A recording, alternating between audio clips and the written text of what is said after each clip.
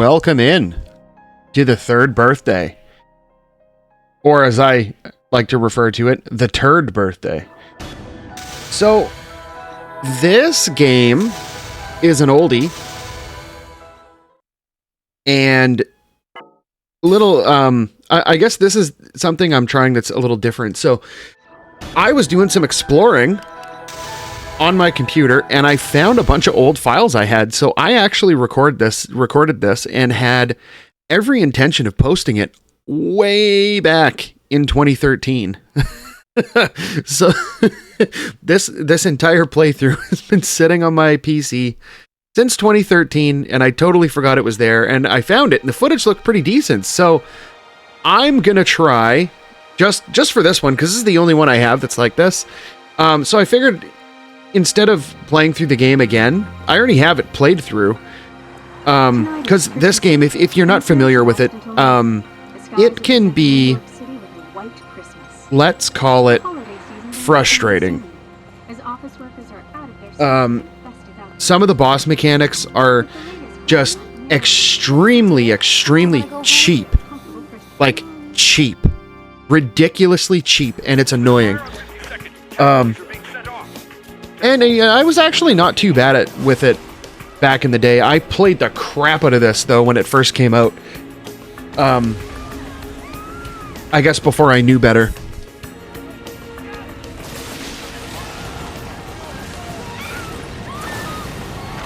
So I got the original Parasite Eve. I'm gonna say pretty close to around the time it came out. And I played the crap out of that, too. I never had Parasite Eve 2, though, so I'd never had any exposure to it. So my only exposure to the series was the original Parasite Eve.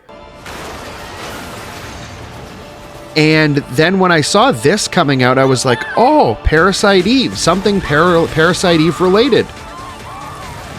I want to play it, so I got it for my PSP. And I can't even count how many times I beat this.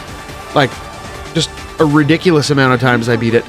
And I remember back in the day, there was a way to, they did a crossover with Final Fantasy 13 where you could get like, you could get Lightning's costume, but I was never able to get it.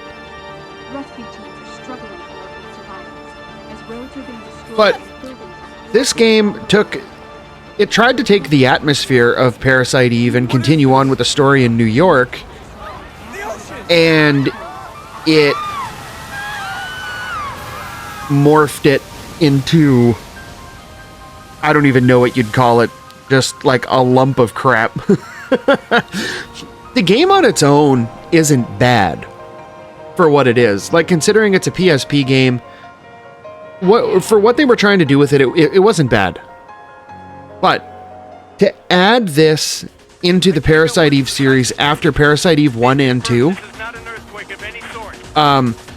no, it doesn't work as a Parasite Eve game. They tried to make it like Parasite Eve meets Call of Duty cover shooter, and it's ridiculous. You'll see as we get going if you're not familiar with it. But if they would have made this as a separate game that wasn't linked to Parasite Eve, I think the reception probably would have been a little better.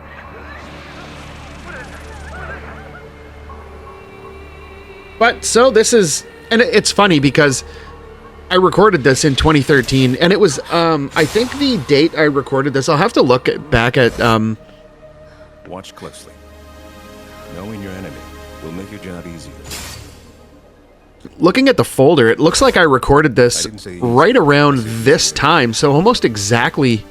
Sir, my mission? Yeah, sure enough, almost exactly. So I originally recorded these. This one was June 26th No soldier has seen the heart of the Babel and come back of 2013. That's wild. Well, you know the basics. Now, let's see how you do. I didn't know you had a daughter. 2013. That was like my first summer. Okay, got it. My first summer off from college. Reprogramming codes, I can do. But you're the only one who can reprogram the past. But so, as you just heard, they're talking about the past. Well, what do you say, Aya? They tried to loop in time travel elements. She doesn't need any more pressure. Is that understood? And it brings up paradoxes. During an overdrive, if your soul dies, But so the whole thing is they have this system that they have where like you basically when you die, you get hooked into the machine, kind of like the Matrix. They plug you in and you overdive into a set time in the past. And what happens is basically from my understanding of it, if I'm remembering this right, so she's going to go in that machine Everything we know and is her ever-expanding I guess soul or essence or whatever you want to call it every last thing. is going to get pulled out of her body, go through the machine, and go basically possess someone in the past. I can do it.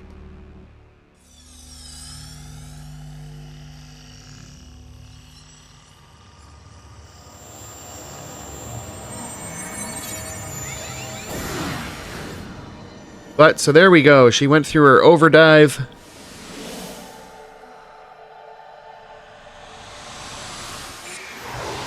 And she possessed a soldier.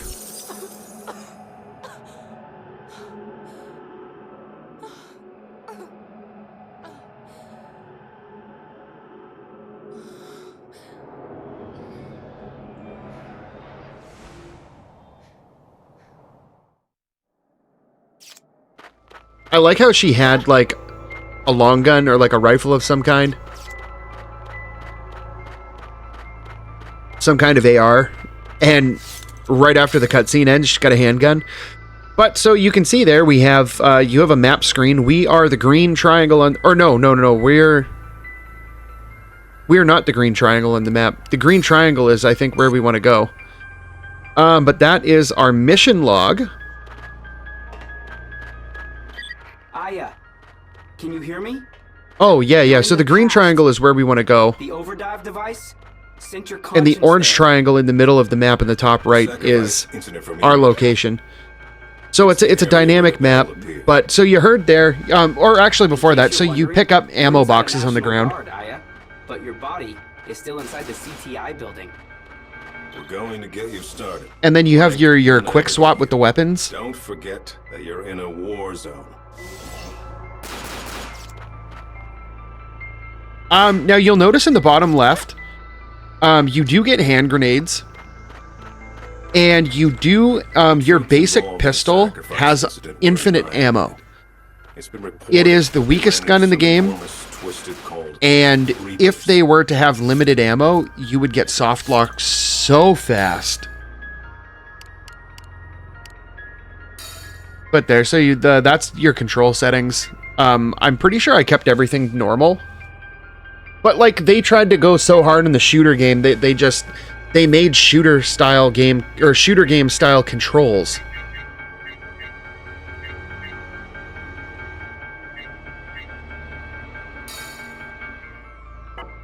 But so everything is Oh,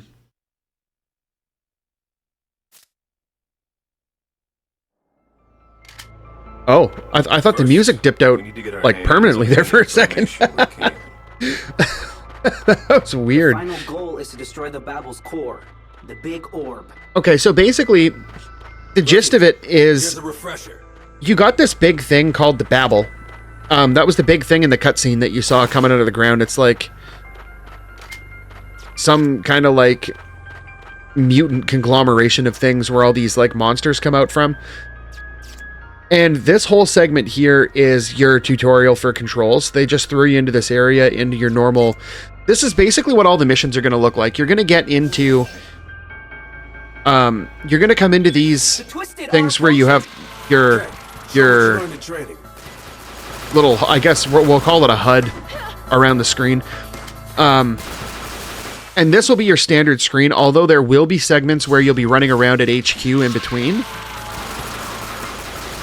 where that won't be on the screen, but you can see the top left, you have like the radio, the weapons, and then the bottom right is your party screen. So all of the characters that are on, like all of the NPCs that are available in the area, you'll be able to possess them. So you can overdive into them and possess them. So if the NPC you're possessing right now takes too much damage or you're about to die or something, or the one of the bosses does a cheap attack where it's like an instant kill, you can dive out into another character. And the NPCs that are on the screen in the bottom right on your map, or in your little party thing in the corner, some NPCs will have special weapons that you'll be able to unlock.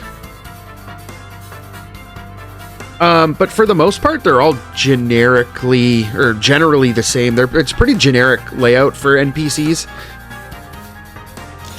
So you'll see the other NPC here. He's got like a handgun or something. I think when it has that gun icon beside the name, it has a different. Yeah, he's got a revolver, and that's a new weapon that we had, or that was a new weapon that we didn't have. But yeah, so these enemies here, they're called the Twisted. We'll be seeing these all game, and there's different variants of them. There's some that fly. There's some really, really annoying ones. The standard enemies in this game, though, aren't too bad, but after you get a little bit further into the game, you don't really see them as often anymore. You start seeing the bigger variants, the more annoying variants. Listen up, Aya. There are things for you to find out there. You can use them as shields. Overdive near those objects to and avoid so now fighting. Got it? This is where they introduce the cover system. So you can go to there's like little construction barriers set up here, so you can cover behind those.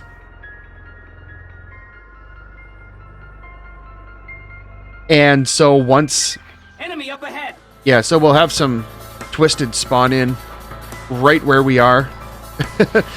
And this is where they introduce you to the flying ones. These guys are super annoying, because they throw bubbles at you.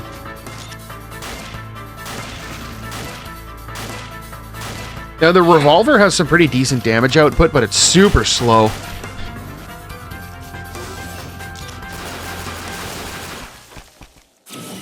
It's right at the beginning of the game, it is definitely, it's preferable to take those flying guys out with the pistol, because it's so much quicker because of the rate of fire. And it does have like a targeting, the game has a targeting system that you can use. But so you see that on the right or the left there, you have different classes of guns that you can get. So you have like the handguns, assault rifles, shotguns, sniper rifles, launchers of different kinds. And then we have all of our stats and stuff. This is an area where a lot of people lost their lives in battle. Look at all those Twisted. There will be a thing coming up later that will, once they introduce it, we'll get into it. Have no chance taking them head on. Where basically you get these, I forget what they're called. They're like little nodes, orbs. I like to think of them as like useless materia, because that's basically what they are. But they have different stat boosts and stuff. Okay, so what happened right there? Once you do a certain amount of damage to an enemy, you can get them into like a stunned or stagger state. So there, and then the triangle button comes up. You hit triangle, you dive into them, and it'll make all nearby soldiers focus on the target. The crossfire that they're talking about there is the crossfire thing really helps, because like you can target the enemy. So we'll probably end up doing it here. So there, we're doing the crossfire now. So everybody's gonna fire on it, and then you can do the triangle attack, and it does a lot of damage. It's really nice.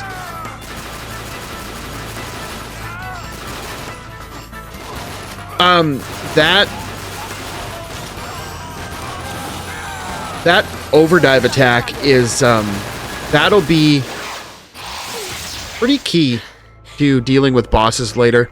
Use overdrive kill. I'll allow it. There's some bosses that, like, I think you have to use overdrive kill to take them out. Overdrive kill is a powerful attack that allows you to dive into an enemy and implode it from inside. Oh yeah, it's fantastic. Get the enemy off guard, and you'll do massive damage.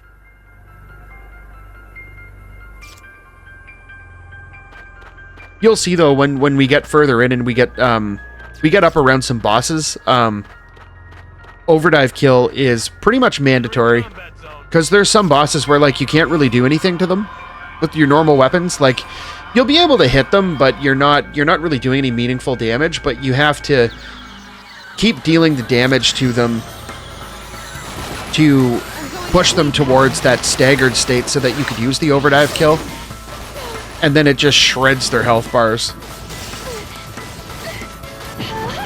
And I think some bosses actually have that as like the mandatory finisher, but there you see we just activated our liberation. It's basically like liberation basically works almost like the limit break in Final Fantasy 16. It's the same idea. While you're in liberation state, you're not invincible necessarily, but you move like ridiculously fast, and your weapons do like huge amount of damage. So it's liberation mode liberation. I guess we'll call it liberation mode. I don't know what else to call it. It's super nice when you're able to get it. But as you do damage, you can see the little bar in the bottom right there ticking up. Every time you hit an enemy, you get a little bit more on the gauge, and then when it fills up, you can activate it, and Bob's your uncle. But there you go. Done with that portion. Her vitals are irregular.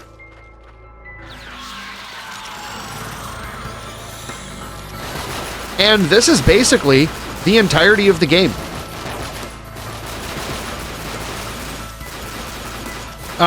Mind you, this is just like the tutorial level, the obligatory easy first stage, although there is quite a bit going on in here. But there you see we got a level. You've probably noticed on the left side of the screen, every time you take an enemy out, we get, well, you'll see when we take this enemy out.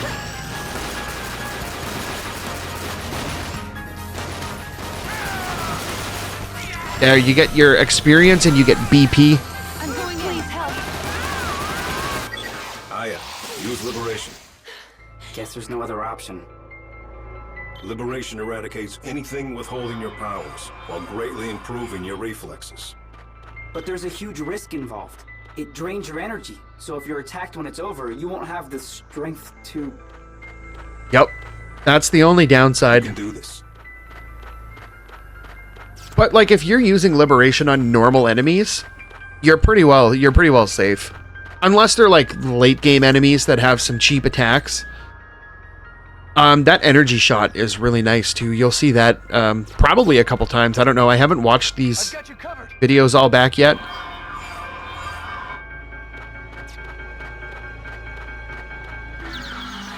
There we go. Here comes the second wave.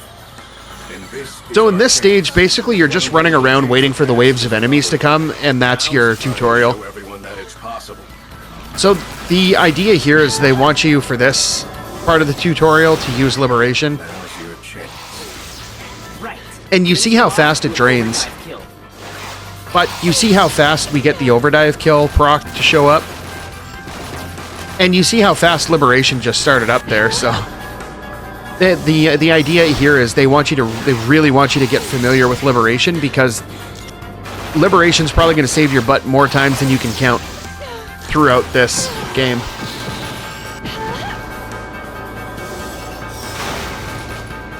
And I mean, if you look at that, that was the energy shot thing. We just did the energy shot, and it's like instant stagger to get the overdrive kill. But I think that's the end of that. Coordinates. Yeah. Go. Yeah, so we're going to go through, do the next phase.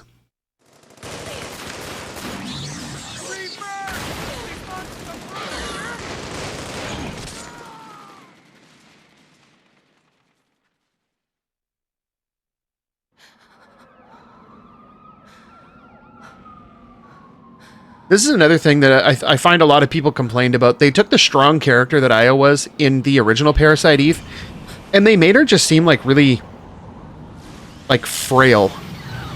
It's kind of like what they did to Samus in Metroid Other M. They took an otherwise strong female protagonist and just That's enough. Frank, begin ascent. Roger that. wussified them, I guess, for lack of a better word. Good work, Gaia. And that thing that just came out there that was about to delete her, you will see that later. But this is where this video wraps up. So, this is our results screen. We got a B rank, so not too bad. You have to like do different things like not die, not let the soldiers die, all that fun stuff. But we will wrap it up here for now and get to work looking on the next video in the series. So, if you like this video, make sure you hit the like button, and if you want to see more videos like these, make sure you hit the subscribe button, and until next time, thanks for watching.